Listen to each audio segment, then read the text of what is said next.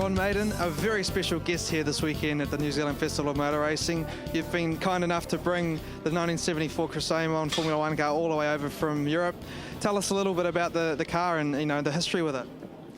Well, its history is checkered. Of course, I wasn't involved in 74, so I don't know what went on then, but all bad things, I believe. I found it in Germany in a barn, and the guy didn't seem to want it.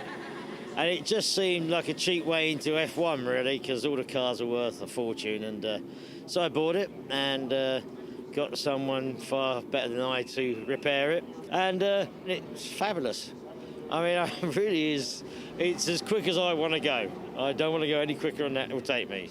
I kind of tended to be a bit more tentative than I would like to be, to keep the car in one piece, because Chris Amon's driving it this afternoon in some high-speed demos, and that was really why I came here, to reunite him with the car. I don't know quite where I got that ambition from, but anyway, it's like a dream come true. Now, this is a real family affair in historic motor racing. We've got Frank, Judy and Michael Lyons here, all visitors from the UK, and both of you are racing here this weekend in the Formula 5000s. How's it going for both of you so far? We had a pretty tough weekend insofar as Michael ended up knocking 2 corners off his car yesterday, and the team worked bloody hard to get it back on track for this morning's race. And this morning's race he excelled himself by getting the second fastest lap and in a good position for the long race this afternoon.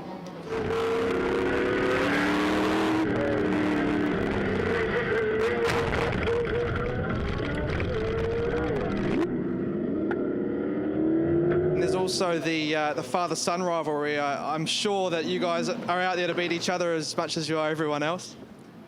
Yeah, it's good. When we first started, we were quite close, but Dad's not a bad teacher in his age. And what about yourself?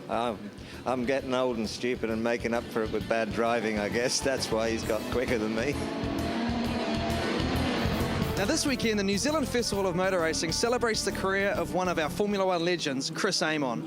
We caught up with Chris for a chat and a reflection on his career. Chris Amon, we're here at a festival that's bearing your name, and what a magnificent display of cars here this weekend. Yeah, certainly a few memories come back with it. Yeah, I've seen and driven cars that in some cases I haven't actually sat in for over 50 years, so yeah, amazing stuff. So let's talk about that a little bit. Is there any in particular that hold special memories for you over the rest? Well, I think all of them in their own way. The March was, I guess, a significant car in my career because I left Ferrari after 3 years to go and drive for March, and it was actually turned out to be a disappointing car in that it was, having said they had a lot of money, they didn't, and the car that they built was actually very basic. But having said that, I finished second in the Belgian and French Grand Prix with it, and it, interestingly enough, it still holds the lap record on the old Spa circuit because they never had a Formula One race on the old circuit after that. And so that's significant. The little Dino Ferrari, obviously, I won the New Zealand Grand Prix with that. So if we look over your career, you competed in 96 official Grand Prix. Not many people probably know that you actually won 8 non-championship Grand Prix against all of the regular Formula One drivers, and obviously that elusive, proper Grand Prix win evaded you.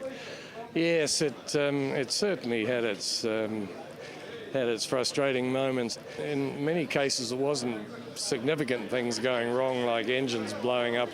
It'll be a fuse that drives the fuel pump, or a minor little thing, punctures, that sort of thing. But I guess that was fate, and that was the way it was meant to be. Chris, look, thank you for talking to us, and I hope this is a fitting tribute to your career, and that you enjoy the rest of the weekend. We certainly are, and let's just let the racing roll on. Thanks very much for that.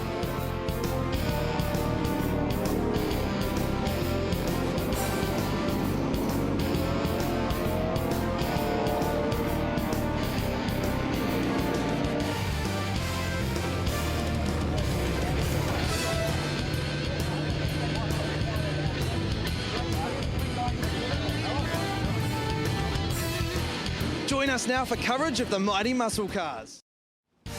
For the second year in a row, the New Zealand Festival of Motor Racing celebrated the life, times and career of a New Zealand motorsport legend. Last year, it was the turn of the late, great Bruce McLaren. And for 2011, it was his compatriot and sometime teammate, the farm boy from Bulls, who made good, who, along with McLaren and Denny Hulme, made up the trio at the top. He is Chris Amon.